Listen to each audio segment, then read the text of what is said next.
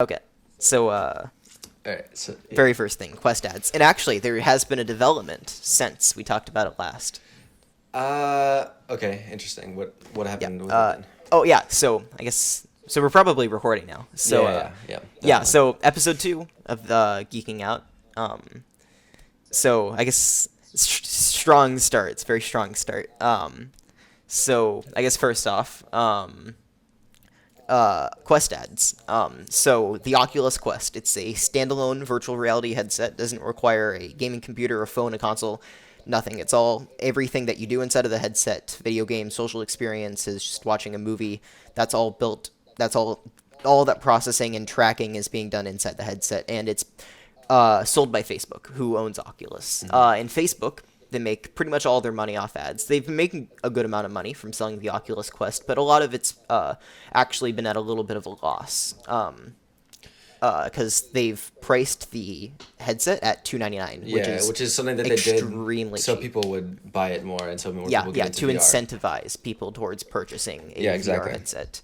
And since it's all standalone, you just need to buy the single unit, nothing else, and it'll work no matter what other technology that you have or are used to using.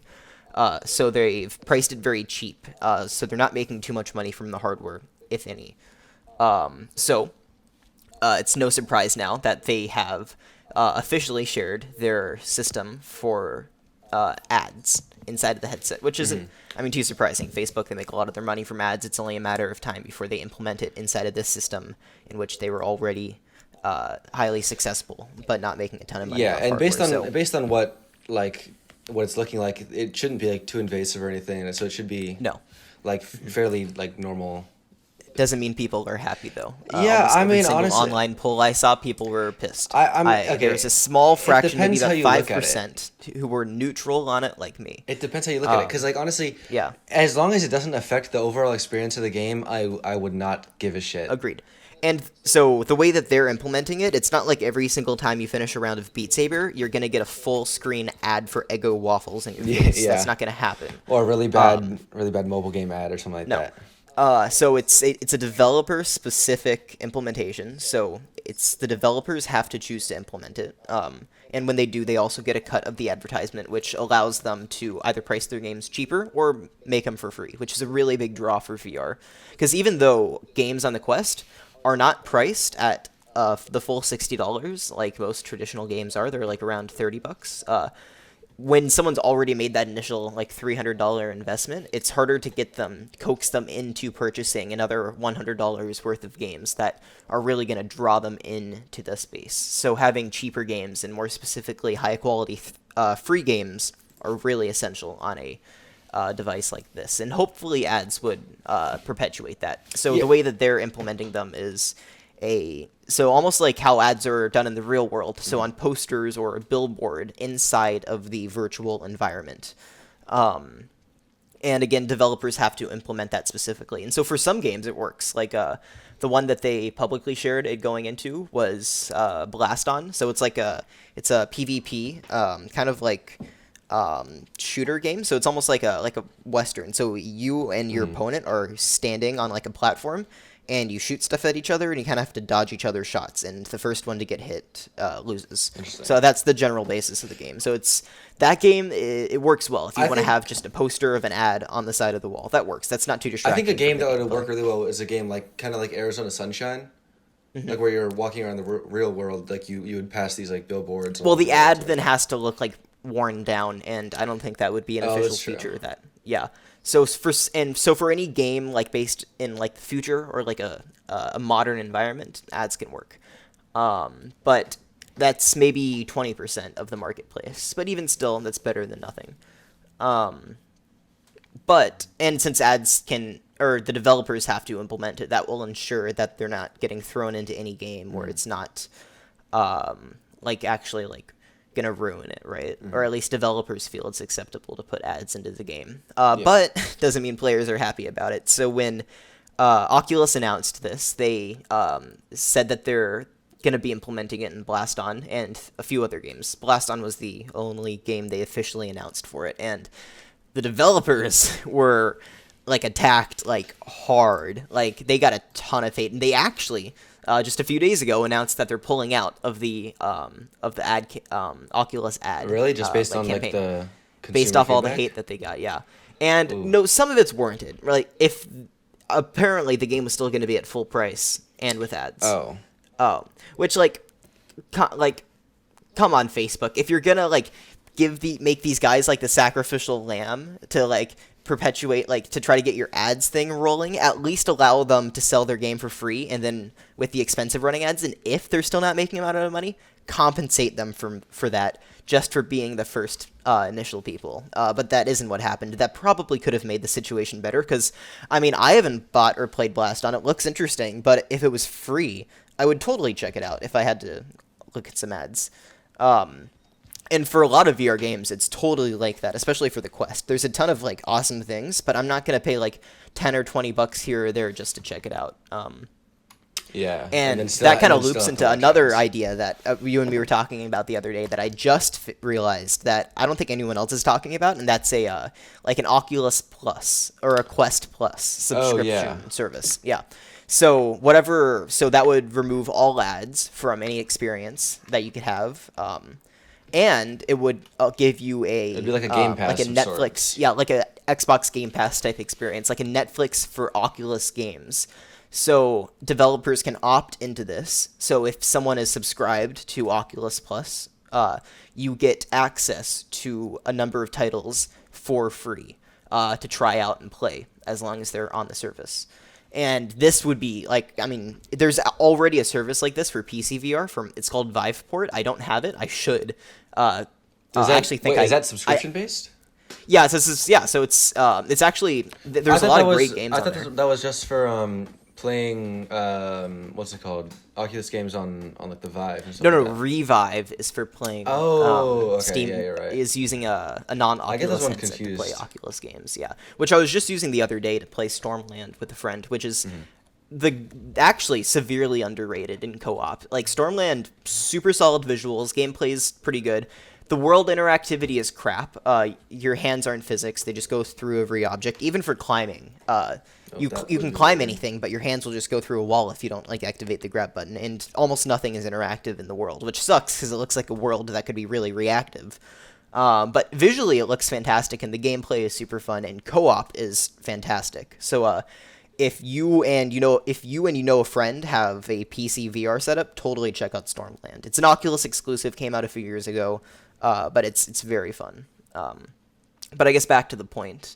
Yeah. So a subscription service for VR games isn't totally brand new. HTC has been doing it with Viveport for years. There's tons of great games on there. There always has been, and it's fairly accessible. I should have it. I think I already have like a couple passes towards it for my Vive purchases, but I just haven't used them. But yeah, so it wouldn't be entirely novel, but it would be tremendous for the Quest platform because PC VR, and specifically people who would be even familiar with Viveport, I'm pretty sure it works with almost all headsets, but the market for that is considerably small compared to the Quest user base, which is growing exponentially. I think they've already possibly sold as many as like 7 million Quest 2s, which is insane. Yeah. Like 6 or 7 million Quest 2s, and it's been out for 6 or 7 months. Like, that's insane. Really? Only? It came Yeah. out last year, pretty much? Yeah, September-ish. Yeah.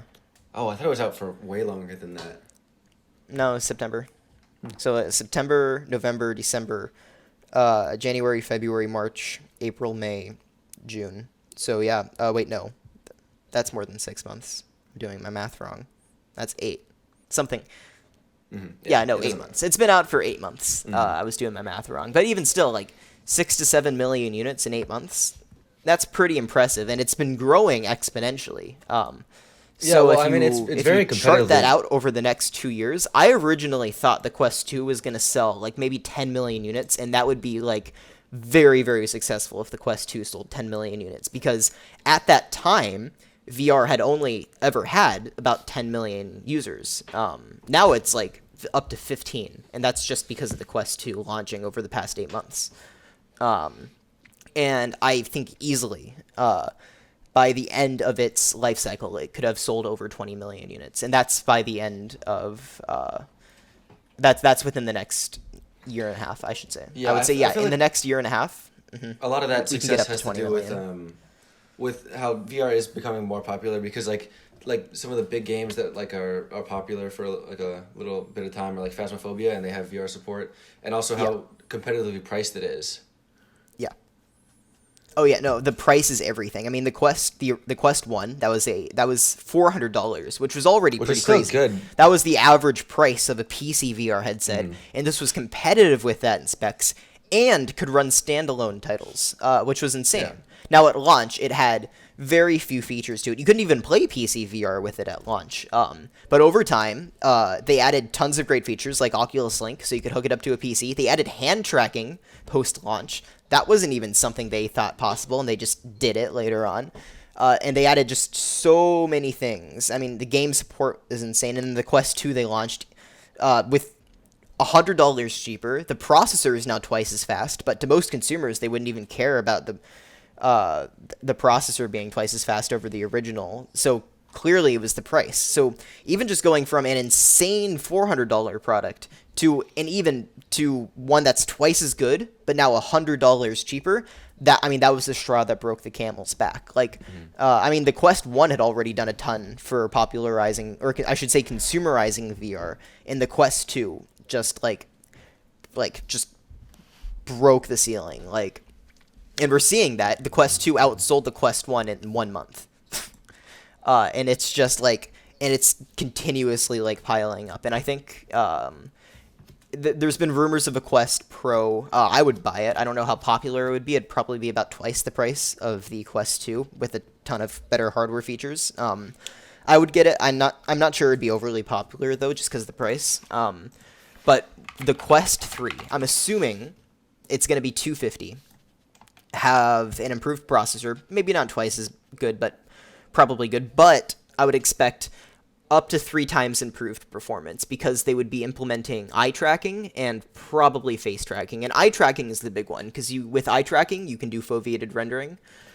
We might have even talked about this on the last podcast, but foveated rendering is where we did. Yeah, so you render the most amount of detail on wherever you're looking with your eyes, and low detail everywhere else. So you can just triple the amount of performance. So the Quest 3 should be able to perform even if it only has a slightly better processor, if you have eye tracking, it will be able to render standalone games to the quality of PC games, or to the quality of PC VR games. Have we talked about that we're playing it now. Having eye tracking? I don't remember talking about that. We might have talked about it on the last podcast. I'm not entirely certain, but yeah, the Quest 3 should be capable of that, and it'll probably launch at the same time as the PSVR 2, which is going to be very popular. The PSVR previously was the most popular VR headset up until the Quest 2. The Quest 2 has surpassed it now, but previously the original PSVR was the best, and the original PSVR is crappy compared to what the PSVR 2. Yeah. The PSVR 2 is going to be higher resolution than the Quest 2. It's going to feature eye tracking, so it's going to handle foveated rendering most likely. Its controllers are not as good as the Index, but way better than the Quest, and they still have I think they're going to have the best haptics out of any VR controller, including the Index, because the DualSense has really, really detailed rumble, almost like the HD rumble in the Switch controllers, but it also has force feedback triggers, which can change the properties of the triggers depending on what the game designer wants. So that's really cool. And I think in VR the potentials. Yeah, I mean that's cool in a normal game, but if it could be, it makes really a lot more sense in a VR sense. Yeah, because then you're instead of just using abstracting interactions in a traditional game from your TV to your controller, the trigger will feel different and it will give different kickback based on what weapon you're using, or if you're playing NBA 2K. It doesn't really make sense because you're not playing those games to be immersed when you're playing on and NBA 2K, if you're when you pull your trigger to sprint or whatever, or there's an action or whatever, I think sprinting is pulling the trigger in that game, or it is. I don't know. something. I've never. Yeah, played so the more tired your character is, the harder it is to pull down the trigger to go faster, which is really cool. Yeah. So there's a ton of great gameplay features, but in VR, where that trigger is directly tied to your interaction, that's where it can get really special. And paired with the additional haptic feedback, I think that'll be really, really cool. Although it's a shame that so Sony showed off some really cool test footage of super high fidelity hand tracking controllers, or I should say finger tracking controllers. So they were like the Index. They were a solid chunk of plastic that you're holding, and they were using capacitive sensors to track your finger positions. But it was as accurate as like Leap Motion or Oculus hand tracking. Are they As doing that opposed to for the PSVR 2? no, Is it this seems for like they future stuff? they'll do it eventually, but for Okay. the PSVR 2, it looks like they're just using normal grip buttons on the controllers that they've revealed so far, Okay. which is a shame because I mean, the Index are great because you can have individual movement of each finger, but that's just like up and down. But you can't do any splay, and it's still not like pinpoint precision of each finger. And you can't like curl up your fingers. It doesn't track everything. It just like detects how close each finger is to the bar. That's about it. This was like full on hand tracking. Like you're tracking your hands, and then you just how did slapped they a do piece it? of plastic Was on it it. Really good AI and a lot more sensors. Okay. So do you plan on getting a PSVR 2? Well, you don't have a Yes. PS5, but I'm assuming you're planning on getting I'll a PS5. probably wait for so the PSVR 2 is set to launch next Christmas. Okay. So I'll get that with a bundle with the PS5. Then I might get the PS5 this holiday season. Nice. But I'll probably just wait until I can get a bundle with the PSVR 2. Yeah. I don't really know. I haven't like kept up with PS5 stuff, but is it still like sold out in a bunch of places? I feel like it might be. Yeah, it's incredibly difficult to get. Yeah. But yeah, I'm probably gonna shoot for just getting a bundle with the PSVR 2 when it launches. But the PSVR 2 is gonna be a really interesting headset. It's gonna be very, very popular.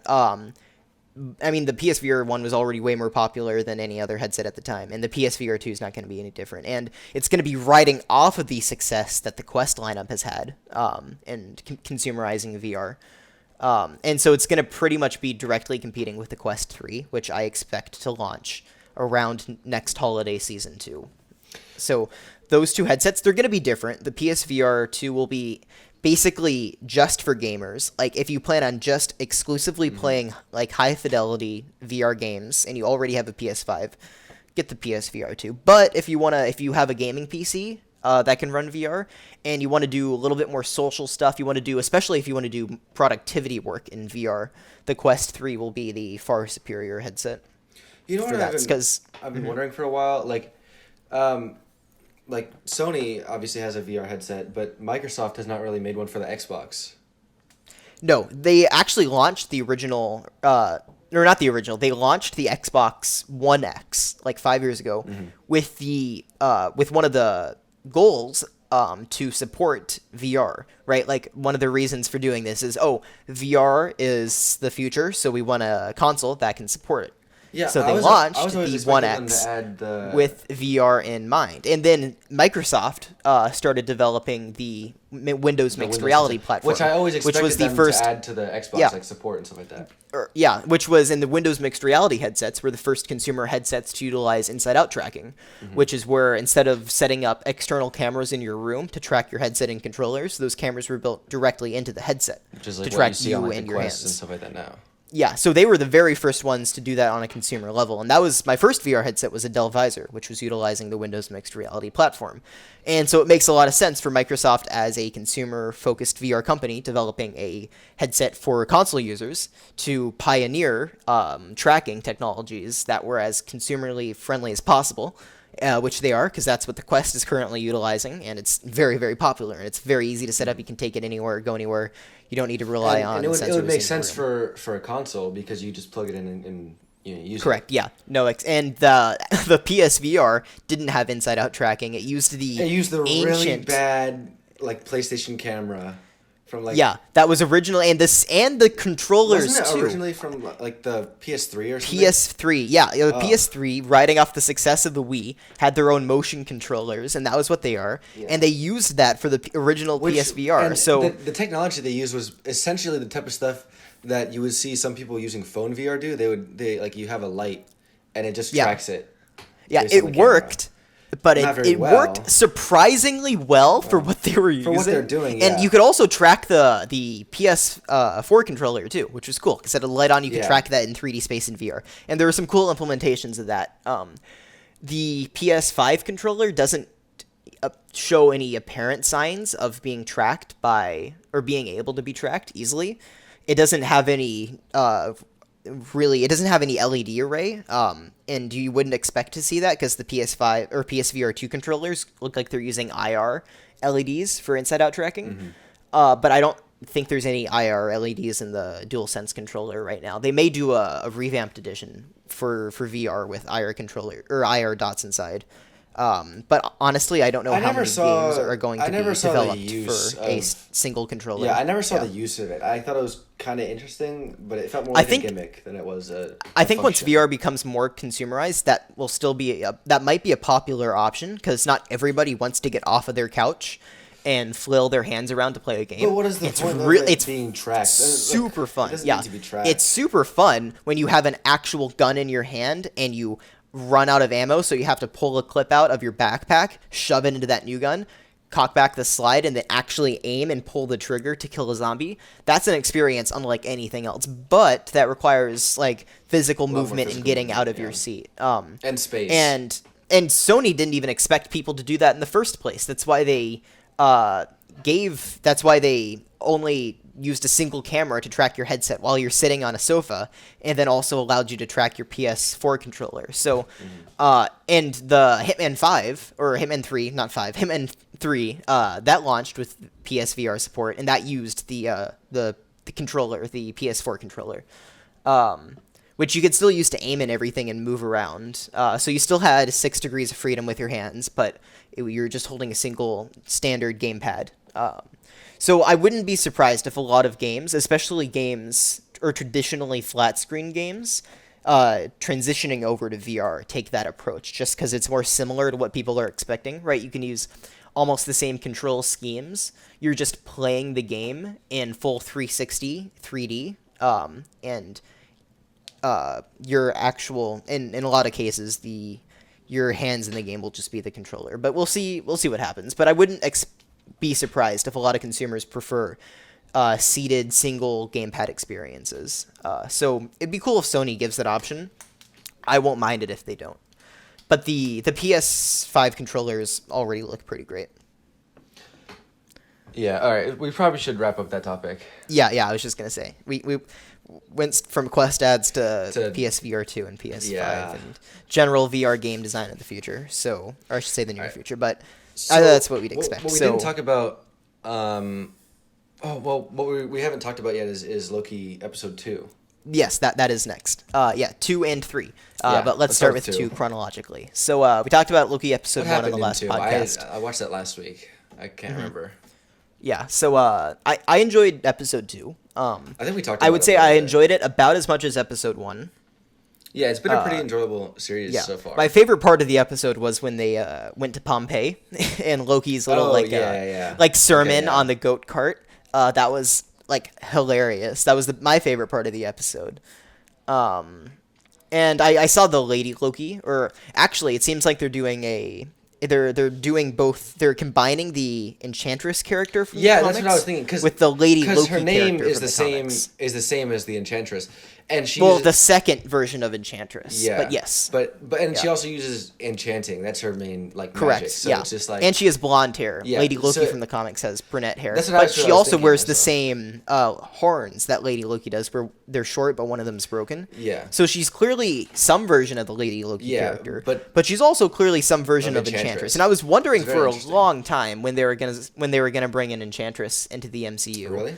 Because I wouldn't call myself an Enchantress fan, but as someone like familiar with the comics and who watched a lot of the 2D animated Marvel shows as a kid, Enchantress was always a pretty big character in relation to Thor and Loki and the Asgardians. Never at all. I guess I wasn't really. I wasn't really into the comics or anything like that. So that's why. Yeah, I really enjoyed a lot of the Avengers and Marvel TV shows growing up, and Enchantress was always a pretty big character in that. In those, at least in terms of Asgardian villains. So I was surprised it took this long for them to bring her into the MCU, and they're bringing her in a way I didn't expect, and still don't fully understand. But it should be interesting as they continue her to goal is just evolve to, the story. Her goal is just to. What is her goal? It's just to like To cause take down chaos. cause chaos. Like not to control I'm the sure TVA, but to bring it down entirely. I'm sure her and like the main Loki are the cause of what happens in Multiverse of Madness.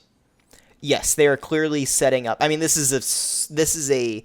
I expected WandaVision to be a prologue to Multiverse of Madness. I think this is going to be the prologue to Multiverse of Madness now. Wasn't really. I didn't think it would be an explanation of what happens. I thought it would just kind of like show some multiversal stuff that kind of leads into it. Now WandaVision evolves Wanda's character and sets up her relation to her sons. That will be further explored in Multiverse of Madness. Wanda will be a primary character in that movie as opposed to Loki. But I think this will set up the plot. WandaVision set up the characters of Multiverse of Madness. This will set up the plot and like of how Multiverse of Madness. To be. Yeah. And I was always 50-50. And this show seemed the most likely to be in relation to Multiverse of Madness out of all the other shows besides WandaVision. WandaVision was obviously the most obvious. Honestly, I was very unclear on were what saying Loki would from be. the beginning this ties into Multiverse of Madness. And they were maybe throwing some hints at Loki being also part of that, but I was like, well, they could be, it could not. I don't know. It seems pretty standalone, but they're definitely setting up Multiverse of Madness in the show. And the second episode did that. It basically confirmed that with Sylvie, the Lady Loki. I'm just gonna call her Sylvie because that's what she's calling herself. Yeah. Creating a ton of branch timelines or multiple universes. Now, whether all of those will be concluded by the end of Loki, or and something else happens to branch open the multiverse, or if that is what kicks off the branching of the multiverse and that isn't solved by the end of the series, I don't know. I'd be surprised if in the second episode of a TV show they kick off the next big event in the MCU. But I could be surprised. We'll see. But if anything, they're certainly starting now more than ever. You know something that about like the fandom of the show that I thought was really dumb. All the fandoms for the Marvel stuff have gone to. I'm a big fan of this stuff, and if you're a fan of Marvel, I don't really care most of the time. I'm happy you're a fan of it. I'm a fan of it too, but this stan culture for Marvel recently has gone overboard. Oh, like Tom Holland. Oh yeah, that's. Yeah, some of those are I'm on Twitter constantly, and it's gone too far. Okay, no, stan culture for Marvel. But on TikTok, it's honestly it's the opposite of that. It's the opposite of that because on TikTok, some people are getting, not everyone, but there's definitely a good amount of people that are getting pressed that Loki is like gender fluid and stuff like that. Mm-hmm. Which I thought was just really dumb because we had that conversation last time. I have no quarrels with it. Yeah, he's a shapeshifter. Although it was revealed in the third episode that Loki is bisexual, which I didn't see coming. I guess it makes sense. I kind of saw that coming. Yeah. Dude, any type of god figure, it has to be a little fruity. I'm not gonna lie. The Romans started it, so yeah, exactly. Mm-hmm. I have no problem with it though. I love Loki as a character. He's a fun character. And him being bisexual doesn't really have too much of an impact on me. But clearly some people like it, and I have no problem with it. So it's cool that people have a character that they can further attach to. And it would be different if it didn't make sense for his character, but yeah. He's a chaotic person. It does not seem like he would tie himself down to even dating, even in real life, dating any one particular gender. Yeah, exactly. Mm-hmm. But even in real life, it would make sense, honestly. Yeah, no. Based on Yeah, no. He has a pretty fuck, I'll do it attitude in the entire his entire character. So I have no problem with it, and some people seem to really enjoy it, and the people who aren't enjoying it, I don't like anyways. So I have no problem with it. And then what else happened in that episode? Well, the third episode, my least favorite of the whole series. It was, I wouldn't call it filler, but it was the most filler of anything we've gotten so far. It was necessary. Yeah, it was necessary to devote an entire episode to build out Sylvie as a character and her relation to Loki, and kind of like let them bond a little, I guess. Yeah. It was necessary character development that needed to happen. The problem was the I just plot don't know didn't why move they anywhere. couldn't have done that as well as advancing the Yeah, plot because of the rest literally of the show. nothing happened. Nothing happened. All that happened was Sylvie revealed that all the TVA agents had previous lives, Which I already thought was expected, obvious. 'cause- Yeah, same. I thought that was obvious from like day they're one. not just gonna like clone these people or something like that. That's not how And it was works. clear they, especially Owen Wilson's character, Mobius, that he had an attachment to the '90s, and I thought that was obvious since. Because he liked jet skis and stuff like that. Yeah. So like they advanced the plot practically nowhere. Now at least they at least the episode wasn't too long. It was like 10 minutes shorter than what they have been previously, and it definitely probably could have lost another 10 minutes too. And that's not a good sign, but at least it means they didn't drag it out too long. It was fun though. But also I thought the CGI. I'm not one to rip on TV shows for having bad CGI. They're on a budget. But then you also got to know where to rein in your ambitions for what you can pull off visually, while also not standing out. And I think up until now, the CGI has always been on par with their movies. That's because they've known when they can use heavy CGI shots and when they have to pull back. This episode, though, it was, I would say almost every shot was or a good chunk of it was heavy CGI shots with large landscapes. But honestly, and large, it doesn't unearthly landscapes. If this was an episode that was like key to the plot, I would probably care more. But honestly, it doesn't. But I mean, I love the idea of going to a completely alien planet, and I love the aesthetics of this world. What I thought was really dumb is that how Loki fucking broke the what is it called, time pad thing? You know what I'm talking about? I was like, total plot device. How does that even happen? It's like magically concealed, and there's no protection on it. We don't know how Loki's magic really works. Although one thing I thought was weird is, I mean, it was when they were like, I did like that one shot though at the very end that really pulled me back in. That tracking shot of them like running through the city, that was really cool. And especially when Loki used like telekinesis to like push back that tower. Although that was pretty overpowered. Like he's never shown maybe he's shown I don't think he's ever shown telekinesis before, and he certainly should have been able to use his telekinesis. Hasn't he done it with the before that? Well, I guess it wasn't exactly telekinesis with the staff. It was something different. He could like freeze people, right? No. Yeah, but that was using the Mind Stone in his staff. Yeah. So he's never shown telekinesis before. I'm sure it's the power in the comics.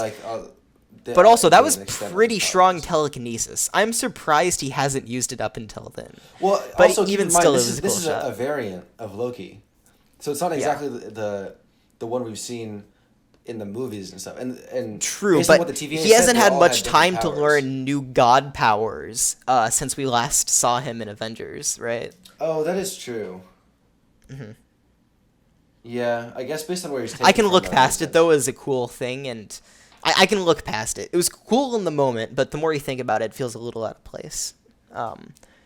But I know I enjoyed the episode. It was the weakest though. It was necessary character development, but at the expense of moving forward the plot. And it really feels out of place compared to the past two episodes. In the context of the whole series, I'm sure it fits better. But just next to the previous two episodes we've had, it's very out of place. Also, the ending was very unsatisfying. I get that these type of series, it's like especially with Disney, they make these endings hella cliffhangers. Yeah. Mm-hmm. But it was 10 minutes. It was cut 10 minutes short, and I like that they cut it 10 minutes short. It's good not to drag it out, but at the same time, you could probably write 10 more minutes that concluded this segment and then brought us back into the main plot to advance it a little bit further, and then cut us there. Yeah, that would have made sense. But do you really think that's what they were gonna do there? I don't know. Well, they could have. It would have felt like a more satisfying episode. But they would if we would have if to we get off started the at 10 minutes. That doesn't seem realistic. Well, I think people can put up with filler if it starts and ends productively. This started productively and went nowhere the entire time. If the last 10 minutes they advanced the plot a little bit more, brought us back to the main focus, and then left us on a cliffhanger, I think it would be a lot better. Yeah, But they 'cause didn't, honestly, and they cut it 10 minutes short. because I'm sure So the it next doesn't episode work. is gonna have to take time out of that Yeah. episode to like Yeah. counter for what. Now, this I did. I wouldn't want 10 minutes more of what we've already gotten. I'm glad in that way if they didn't have cut anything, that. like, Yeah, I wouldn't want more of what we've gotten. In that respect, I like that they cut 10 minutes, but I would have appreciated 10 more minutes to bring us back to the main focus, or maybe just cut back to the TVA to reveal something. It doesn't. We don't even need to save Loki and Sylvie. Just cut back to a different perspective in the TVA to reveal something. Anything, maybe even just a post-credit scene. I fully expected a post-credit scene. Oh, you watched They the credits? they give us nothing. I always watch through the credits. The music is awesome in Loki. It's true. Yeah, it's good music. I just I mean, I'm not like sometimes. after the first episode, I wasn't intently watching the like the pictures and videos that they're showing. Wait, was there post credits for that stuff? I No, didn't- there okay. wasn't. But the music is awesome, so I just listened to that while like scrolling through Twitter at 3 o'clock, looking at people's reactions. Oh yeah, you watch it early in the morning, right? Yeah. I stay up either. I almost always stay up till 3 o'clock in the morning to watch it. Then I watch it. And then while the credits are going, I scroll through Twitter to see people's early reactions. It's not usually fruitful because the only other people staying up that late to watch it are stans. So it's all fairly positive. And then it's fun to see people freaking out, like especially when they did the Quicksilver reveal On in episode WandaVision? 5 of WandaVision. And episode 5 of WandaVision is still my favorite episode. Even if you take out the Quicksilver reveal, it is still my favorite episode. It was really well done, especially with the argument between Wanda and Vision at the end. That was so well done. And when you throw in the Quicksilver stuff, it still is it's even more my favorite. Even if the Quicksilver stuff didn't fully pan out, but we discussed that last week. Anyways. What was I talking about? You were talking about. Oh fuck! What were you talking about? I know. What the fuck?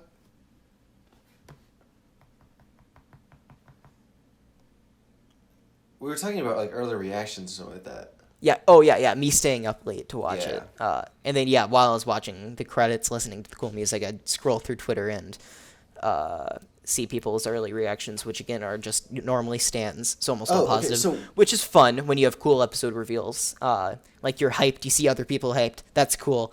Great, now I'm not going to go to bed for another 30 minutes because I'm super excited after what I just saw. So, do you think that that lady at the TVA that Sylvie enchanted? Do you think she'll remember now that she was because Loki was like they don't. Yeah, know. it seemed like she remembered that she had a previous life. Interesting. I wonder where they're gonna take that. Yeah, and it's kind of upsetting because we could have used another 10 minutes back with the TVA. If it was about that would have been interesting, but we don't really know what it's about, right? Yeah, I'm sure we'll get more next. Did they episode. film it? And I think Tom Hiddleston. I think like did Huh? they film the extra 10 minutes and cut it after, or did I have they- honestly no idea. just write it? I don't know if they originally planned to have this 10 minutes shorter than the previous ones just because they knew it was more of a filler, or if they had another 10 minutes of this plot, or if they had another 10 minutes of the what was the planet that they were on? Lamentus. If they had Lamentus another one. 10 minutes of Lamentus, if they cut that, or if they had 10 minutes more of the episode that continued it on, which I wouldn't be surprised. The ending, I mean, it was a cliffhanger ending. It ended fine, but you could have easily continued on from that point and then reach another cliffhanger. So I wouldn't be surprised if the opening of episode 4 is basically could have been the first 10 minutes of episode 4 could be easily tacked onto this, but then Yeah. those first 10 minutes will end, and then you'll have the Loki title card, and then you'll be into the episode. That's what I think it'll feel can like. advance the plot without having to take away time in the next episode because they're gonna have to take away time to account Yeah, for this. yeah. That's what's kind of annoying. Yeah, episode 4 should be exciting though, because I mean obviously the season finale should be the most exciting. How long the is episode series gonna before be? that? The episode before the season finale is always kind of like setting up that. But then the one before that, the episode after the middle is always kind of more Wait, is this exciting. only gonna It's be like 6 hyping you up, episodes? huh? Well, because there's 3 episodes left. It's 6 episode Really? series. Oh, Damn. Yeah, which is why a shame that there's episodes like this where it's just mostly plot filler, right? Yeah, this is like, I was hoping the series would be a little bit longer than that. Although I don't mind. I don't if it. I feel like this is a If they story do it that well, doesn't then, I need mean, more time. Yeah, I don't think they need more time than 6 episodes, Yeah. to be honest. And I mean, they could have even condensed it even further with this episode by just moving the plot along while developing these characters. But even still, I don't think they need any more than 3 episodes. They can wrap up the story in 3 hours, and I'll be happy with it. Yeah, I mean, it's not like it's a standalone series or anything. It's mostly just to lead into. Yeah, although this might be the last we see of Tom Hiddleston as Loki for a very long time. Oh, really? Yeah. I mean, we'll guaranteed get more Lady Loki or possibly Kid Loki or Enchantress, Sylvie. We'll definitely see more Sylvie, and we might see more. I mean, we might get Kid Loki, who would join the Young Avengers, which they are 100% setting up. Sylvie was also a member of the Young Avengers, but I feel like she's a little bit too old for that in the series. So she could be mentoring Kid Loki if they end up introducing him, who then would join the Young Avengers. But it seems like every single project that Marvel is working on now contains a character in the Young Avengers, which I really like. I'm super excited for that plot to be set up. Is that going to be a series, I'm assuming? It's going to be a movie. It's Oh, going to be the okay. next Avengers movie. Yeah. Interesting. They're working on 2 team-ups, the Thunderbolts and the Young Avengers. The Thunderbolts, they've also been setting up that one, like with the Zemo and the new Black Widow, Yelena Belova. She's getting set up in the prequel that's coming out. She'll be in the Thunderbolts. So yeah, they're setting up the Thunderbolts. That'll be like a darker type of spinoff, or that'll be like a darker sort of team up. And then they'll have the Young Avengers, which will be like the next big like Avengers movie. Cool. And then there's other like events, right? Like they have, and I think the Young Avengers, they will be facing Kang the Conqueror, who will be set up in Ant-Man and Quantumania. But I think so. King has already been announced to be the villain in Ant-Man 3. But I think he'll be more of like Thanos in Guardians of the Galaxy 1. Kind of like a ringleader type. So like villain? we saw a lot of Thanos in Guardians of the Galaxy 1, and he was like But he was using more the mastermind in that movie, right? Yeah, he was like the mastermind behind Ronan. So we saw a lot of him in the movie, and he was directly responsible for a lot of the villainous acts through. But he didn't it wasn't like action. Yeah. But then eventually Ronan went rogue and became the main villain. But we saw a lot of Thanos in that movie, the most of Thanos that we had ever seen. So I think Kang will be, and he was still technically the villain of that movie. Not the main villain, but the villain. And I think that'll be, I wouldn't be surprised if that's how we see Kang in Ant-Man 3. And the villain of that movie just hasn't been officially announced yet. But Kang will be the Thanos of Guardians of the Galaxy 1 in Ant-Man 3. And that will also feature Stature, who's Ant-Man's daughter. They've actually recast her from the person who played her in Avengers Endgame, presumably because they want a bigger role for her. Right, yeah. Yeah. Catherine Newman's playing her now. So that will be probably the kickoff of the Young Avengers. Just so cool. So now we have a big villain to fight, and we've got all the cast now. So then they'll announce the Young Avengers movie. So they have 2 team-ups that they're planning: Young Avengers, Thunderbolts, and then they have other events like the Multiverse of Madness or Multiversal Madness. They have the Secret Avengers, or no, Secret Invasion. That's going to be a TV series. They've already announced the Secret Invasion TV series, and they've been sprinkling stuff with the Skrulls and throughout, and the Captain Marvel plots. So that'll be the other big event, but that'll be in a TV show, and I think Thunderbolts will be a TV show too. Cool. Oh, are you planning? You're planning to watch Black Widow opening night, right? Or not opening weekend? Not opening night, because I might be here for opening night, but I'll get back like in the. I thought you bought your tickets I'll get already. back during the night. Oh, yeah. And I'm not gonna want to see it then, so I've got it for the next day. So, opening day, I guess you could say, or the day after opening day. Opening night, I'll be gone. Opening day, I'll just be getting back during the night, and I'm not gonna want to see it. So I'll see it the day after. The day after opening day. Day after opening day. Okay. So still pretty hype, and I got tickets to see it at the Dolby Theater in my nice. area, which I'm very excited for. Yeah.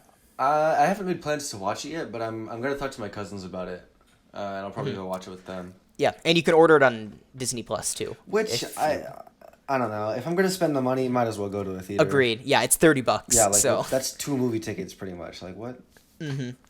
yeah, not if you don't include food, but yeah.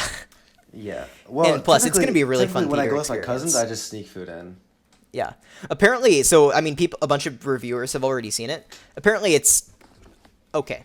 It's not the best Marvel movie that's It's ever been made. okay. It has super solid action. But the third act just has a ton of CGI in it. Bad So it kind of CGI like just or- like or- falls apart then. Well, But what- apparently it's a what good. would It's a they even do solid that's MCU movie. But it's very mid tier. It's strongly a mid tier MCU movie. What would they even do that's heavy CGI? Like explosions or something? Doesn't make any sense. Well, have you seen the? I mean, in the trailers, it's like that Arctic environment that they're fighting in. Oh, I guess so. I don't know. I don't. Yeah, remember apparently the trailer, that's like apparently the amount of CGI in that is very overbearing. That's just what I'm hearing. Well, critics it's- are critics. I know, but it sounds like it's going to be a solid mid-tier MCU movie. Now, a solid mid-tier MCU movie is a really good superhero movie. Right, better than most of the stuff DC has even put out, and I'm a huge fan of the stuff DC has put out. But even then, a mid-tier MCU movie is really good. So apparently, it's a great movie. It has really solid action too. It has apparently it has some of the best action of any Marvel movie ever, which isn't Which too makes surprising. sense. I mean, but- it's not like there's superpowers. yeah, and apparently I think they got the John Wick choreographer too for it. Oh, nice. Yeah, so I'm excited to see it. It'll be fun. It'll be the first Marvel movie in 2 years, so I'm gonna be excited to see it no matter what. No matter what movie it is, even if it was like Captain Marvel 2, I would be excited to see it. And I didn't enjoy the first Captain Marvel movie. I don't think it deserved as much hate as it got. I At don't least know. online, You it don't did like it? incredibly well. The movie did incredibly didn't well, like it? but that was mostly attributed to coming right before Avengers Endgame and then being marketed as like a prequel to Avengers Endgame. Which it was not. Yeah. And so yeah, the hype between being the first female-led Marvel movie and being being like a lead up to Avengers Endgame is what propelled it. And it was only a very mid-tier Marvel movie with a character I'm not totally invested in yet. Now Captain Marvel 2 has a lot more characters that I think that I'm more excited for, and they're calling it the Marvels. So that movie yeah. I'm more excited for that, and it should be that will also be probably tied into Secret Invasion too. Speaking So of I'm excited for Secret it. Invasion and aliens, Oh yes, that's a perfect yes. Yeah. So I guess to finally close out the podcast, in just 2 days from 2 days it from 2 this days? recording, by the I time know this it's is up, soon, but I don't know just what it one was. day, the government is set to release a report to Congress and publicly, but although a slightly more classified one, with new information about its knowledge on UFOs. Was it new or or what was they it call just UAPs? was it just like they declassify stuff? I thought it was just declassified stuff. It's mostly declassification. They've known a lot of stuff for a really long time, but they're just starting to admit that they actually know stuff now. I mean, they've been slowly trickling out stuff ever since 2017. But that's when the New York Times article came out verifying that, or with 3 videos, one of them had already released like 10 years prior. Like it had leaked online, but nobody believed it. So this was releasing 3 videos from the Pentagon that were confirmed to feature objects that the government cannot identify flying through our airspace, and that had been filmed by fighter jets. And then ever since then, there's been more and more of a trickle out from the government, either through just official statements, people who had worked with it previously, and officially released photo and video. And it's all been increasing in frequency up until now, in terms of confirmed imagery, video, and official statements. And it's all reaching a semi-climax in the next day or two when they release, hopefully... they're not going to release everything. So is it- That's been made pretty clear. They're not going to release everything they know, but at a bare minimum, I'm expecting them to release new photo and or video that is on its own undisputable evidence that this technology is beyond anything that we are capable of. Because everything that the video that they've released so far, and they've released like 5 different videos, they're weird, but on their own, they are not conclusive evidence that this is technology we don't have. Now, if you pair them with all the extra information that we know about them, like pilot testimony, radar data, the stories behind the video, that's when you can make a pretty conclusive statement that the government has also come to, that this is not technology that we can identify and is far beyond our capabilities. That's almost undisputable at this point. People try to, but it's almost undisputable. What the origins of that hyper advanced technology is, the government is refusing to answer that question, and until they do, we're not going to figure it out. They might not even know it, but they're definitely not going to reveal if they know it or not in this. But at a bare minimum, I expect them to release photo and video that on its own basically confirms that these are indeed far beyond our capabilities. And we know that the government does have photo and video because multiple military and government officials have said, like, conclusively that the stuff that they have so far released is the least compelling photo and video, and that they have access to stuff that is so mind-blowing that it's impossible to deny. So I'm expecting to get just even a small sliver of that would be a huge deal, and then over the next year or two we can get even more. So is the report just going to be them, like a paper, or like them talking about it, or sending like videos and stuff? I have no idea, Okay. But they are giving a classified report to Congress, and then they also have to give a public report too. I don't know. I'm not. Yeah, the New York Times has already said they've been privy to some of the information. They've said that it doesn't say conclusively that it's aliens, but it also doesn't rule out the possibility. And we can debate whether or not it's aliens for a while. That might be a whole different podcast, or it could be now. We'll see where it goes. I certainly have opinions on it. But at a bare minimum, we're going to get more and new information from the government on it, which is a huge deal, because what they've already said and shown us has been completely game-changing. I'm sure. In terms the of government is just gonna say, confirming like, that there are indeed objects in our skies and oceans that we cannot identify, and are showing behavior of things that we are not capable of now and can only understand on the outer edges of our physics. That's a big deal. Yeah, but I'm sure they're gonna do as much as they can to not tell as much as they can. You know what I mean? They're gonna Correct. say They want to they're gonna present the say information stuff- to lead us to draw our own conclusions. They're gonna say stuff like it's not. I don't know. Like it's not our technology, and it's but which it's they've said, like, literally Barack Obama has said this isn't us. Yeah. Everybody, including the government, is saying this is not our technology. People on the internet are trying to say, oh yeah, it's ours. They're just trying to cover it up. It's just our advanced technology. This is not ours. This information has been trickling out from 2017. It's not a distraction from anything. This has been forcibly pried from the government's hands, and it is not theirs. They are afraid of it. They don't want to talk about it because they don't understand it. It's not ours. And it's probably nobody else's that we're aware of. If we do not have the capabilities to even understand these things, the odds of it being China's or Russia's are even slim. lower. I mean, Almost China nothing. just got their first rover on Mars like a month ago, right? They don't have what appears to be gravitational propulsion tech, because that's what this appears to be. I mean, it's solid objects accelerating instantly to pass supersonic speeds without any sonic boom. They're stopping and making 90 degrees turning. That would tear apart basically any known material on our periodic table, which means it's ignoring inertia somehow. And the only way we know of to do that is some form of gravitational propulsion device, which I'll describe in quick detail. So this is how our current physics, so it's called a warp drive.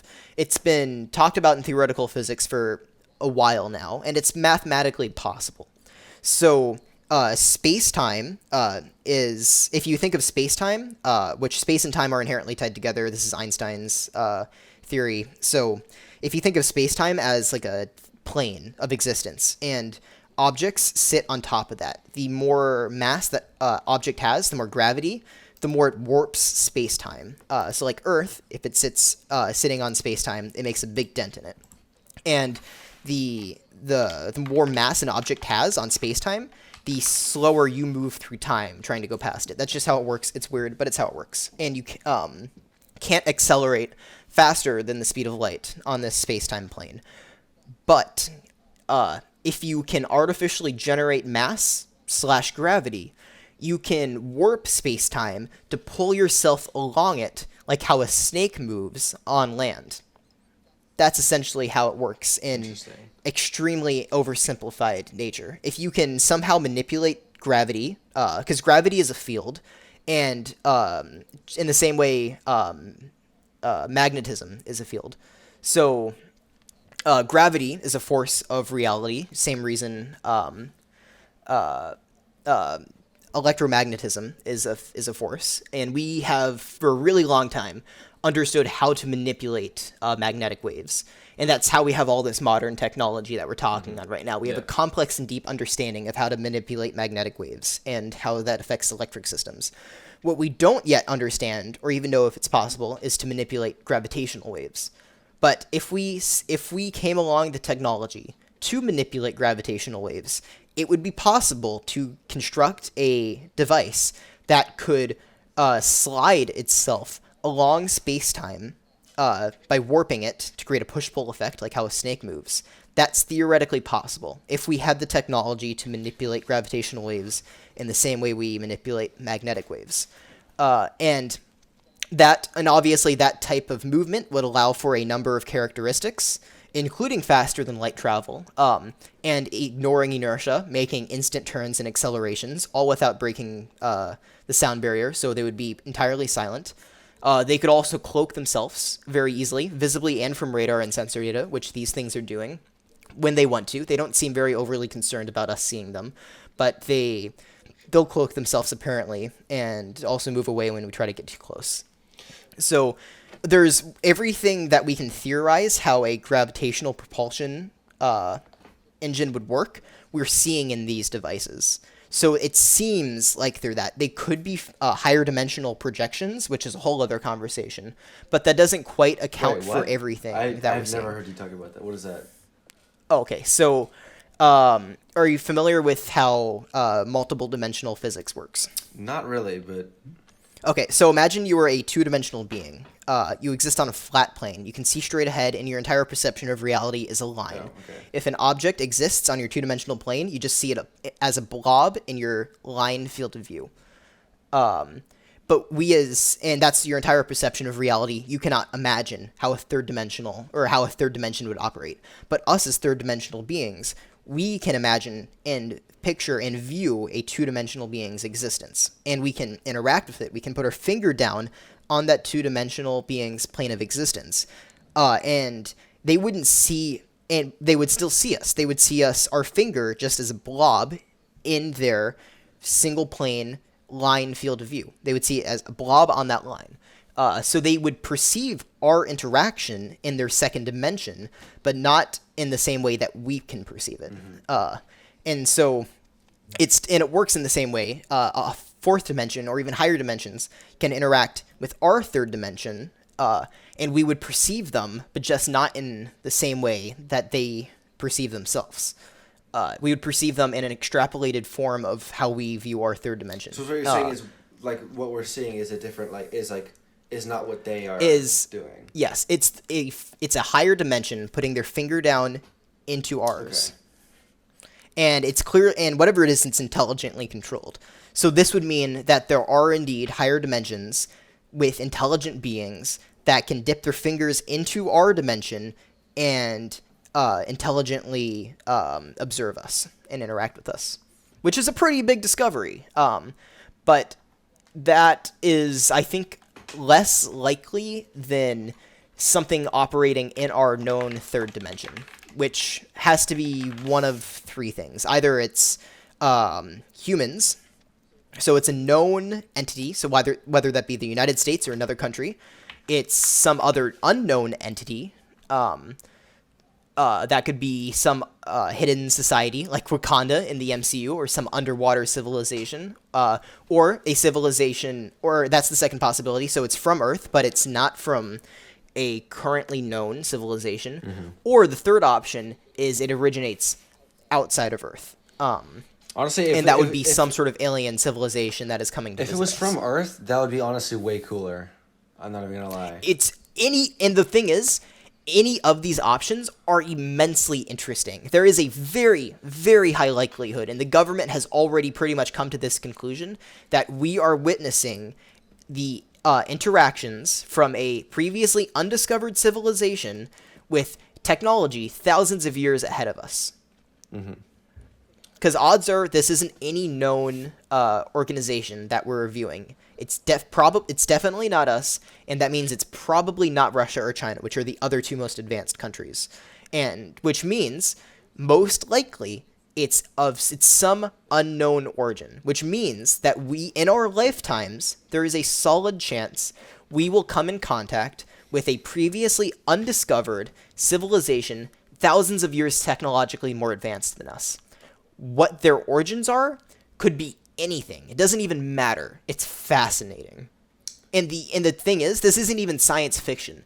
This is literally what is unfolding in front of us right now, and we're only going to start seeing more and more information coming from the government. Would it be possible that like these like beings aren't even from Earth, but they like civilized here, like they made civilizations here, like the sky is the limit. I mean, we can theorize as much as we want about what the origins could be, but the fact of the matter is, odds are we're being visited by something thousands of years ahead of us that we have previously that we have not identified yet.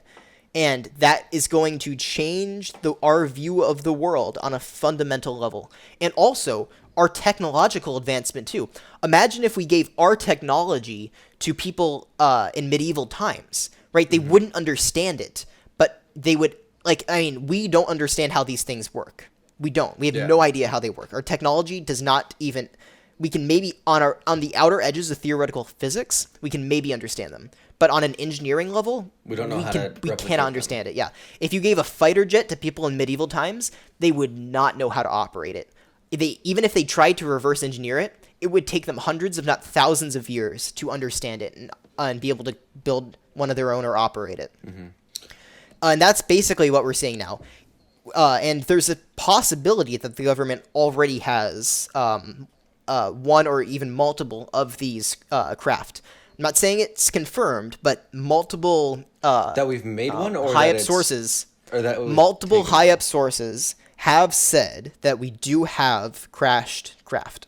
Okay. Whether it's true or not, who knows? Didn't you tell me? But it's possible we have been attempting to reverse engineer these things for a very long time, and if we have been trying, we haven't gotten anywhere. Same reason people in medieval times would not be able to figure out how a fighter jet worked in 100 years. It'd take 1,000 years at least, maybe more. But they would certainly be far more advanced than where we are now if they could start out with our technology nowadays. Yeah. So, and we know even more now. So if we were gifted technology from thousands of years ahead of where we could be, imagine what we're going to see in the next 100 years, right? Yeah. It's going to be fascinating. So, didn't you said something that you didn't go into too much into detail, but you were like there's a part of like the galaxy that we've observed that is like lacking like dark matter or something like that. Dark matter, yes.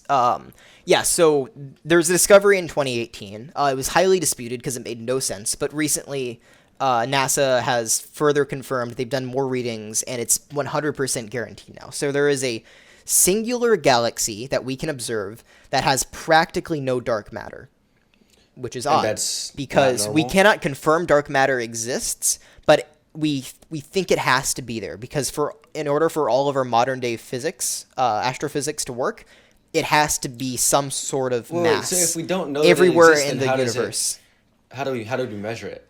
Well, because we can't measure it, but it has to be there for our math to work. Okay, but then how do they know that? And the math doesn't work in this area. Oh, okay. Yeah, so we can't measure it, but it has to be there. And so what we're seeing is the absence of it being here in this one specific galaxy. So it's basically like the glue that holds the universe together. We can't measure it, but it has to be there because we observe gravitational force where it shouldn't be to make our physics work. But this galaxy doesn't seem to have any dark matter, and it's like basically guaranteed now.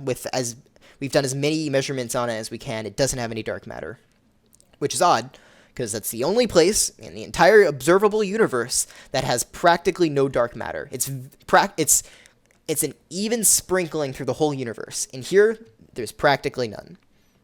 That's weird. Odds are it's some it's some explanation for it, right? We see a lot of weird stuff in the universe. All of it has a explanation. We usually will learn something new about our universe when it comes to it, and a lot of the time, it's a single instance of something that we haven't seen before. And in this case, it's probably that. But I have a fun explanation for it. What if a alien civilization figured out how to use dark matter as an energy source? It would be highly useful as an energy source, as it's all around us. We have more dark matter, I believe, than normal matter, if I'm not mistaken. If not, we have a equal, if not, we have dark matter floating all around us. It's more plentiful than anything else in the universe. Okay. So, and any form of our current matter, we can transition into energy. Some of it more efficiently than others, like oil and coal. Yeah. We are very good at turning that into usable energy. And we've been extracting it out of the earth as fast as we can ever since. And we've been draining our earth of that energy source, of that matter that we can easily turn into energy. So if some civilization figured out how to do the same to a matter source that was all around them, wherever they went, you could have practically, it's depending on how efficient it is, infinite energy wherever you are. And if they could do that, there's no reason they would stop doing that, just like we haven't stopped. And so with that new energy source, they could possibly expand out through their entire galaxy in just 100,000 years. That's how long it would take for us to expand our entire galaxy if we moved at 1/3 the speed of light. That's within the assumption that they can only travel at 1/3 the speed of light. It would only take 10,000 years to do this, especially if they had the energy source. And eventually, they would drain the whole galaxy of dark energy. So this is a hypothetical, theoretical situation that happens to match up perfectly with what we can currently observe. Now, odds are it's not that. We see a lot of weird stuff in space that looks like aliens, but isn't. We've seen hundreds of weird things in space and none of them have been aliens yet, even though they look like it. Odds are statistically, this is just one of those cases, but it's a fun theory. And it's also it's rumored. I'm not saying it's true. I don't know it's true yet. But the rumored fuel source for these gravitational drives powering these UFOs is dark matter. It's a potential. It's a rumored fuel source. It's not confirmed yet. But it's interesting if that is the case. If it is the case, that means at least one civilization has figured out how to use dark matter as an energy source. And if we know that, is it too crazy to say that it's either that same civilization or just another one who figured it out at the same time, but just stripped their whole galaxy of it? Maybe. It's a fun theory. I'm not saying it's for sure, but it's a fun theory. There's a lot of weird stuff happening right now that we don't have answers for yet. And so it's a fun time. It's a fun time to be alive. Yeah, definitely. Mm-hmm. And we should get a lot more information, and hopefully, I'm not going to say I don't think we'll get any more answers, but we'll certainly get a lot more information on June 25th, which is when the Pentagon releases more information. Yeah, I definitely can't wait for that. It's going to be very interesting. Yeah. Mm-hmm. And I'm going to be on a 2-week backpacking trip starting this weekend. So we will not have a new podcast until... able to see it, like the report? Yeah, I'll be able to see it because it's on Friday. I won't leave till Saturday morning. Okay. But yeah, so I'll see it. But we won't be able to film a podcast until probably July 15th, I would say, would be around when we can do it. So like mid-July until we can get the next podcast. But by then, the information should be out, and there should be a lot of people talking about it. Yeah. And we'll have Black Widow to talk about too. There will be a lot of stuff for our next podcast, but it won't be for at least another 2.5 weeks. But it'll come. I'll just need to get back for my backpacking trip, which we can talk about too. I'm sure there'll be some fun stories. Mm-hmm. All right, that's probably where we should end it. We're a bit over time. Yeah, a little bit. It's not too bad though. About 10 minutes over time, but yeah, should be fine. Mm-hmm. Some fun discussions, some interesting discussions, some crazy discussions, but I think it's always fun to have those. Yeah, I can't wait for the report that's coming out, and probably we'll leave it. So yeah. How do we end this? How do we end it last time? I don't remember. I don't know. If you've listened all the way to the end, thanks for listening. it's certainly not many people like you out in the world. So Yeah. if you know someone else that you think might enjoy this, Share this with share it them. with them. And with that, thanks for listening.